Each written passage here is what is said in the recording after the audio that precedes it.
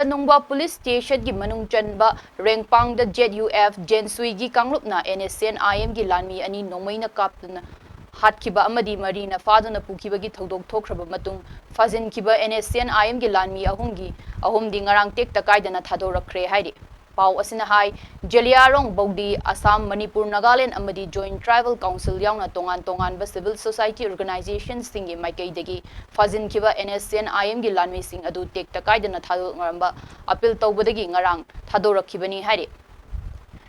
Tekta Kaidana Thadorakhre sing adu Rengpang village dagi Tanilung Gangmai Tharon dagi David Daimai amadi Nungba part 1 dagi Hauthainga ni Makoibu Jeliarong Bogdi Assam Manipur Nagaland amadi Joint Tribal Council gi mihut singna imung manungi mioi singda khusinakre Tekta Kaidana Thadorakhre sing aduna ZUF ki mathakta makoina amuk hanna khulai sizinararoi hainasu thajaba pikre hairi amaromda ZUF Jensui kanglupna phajilduraba Nscn-Im gi Lalmee ahum Tekta Kaidana Thadorakhiba adu civil society organizations singi maikaidagisu thagatpasu phongdorakle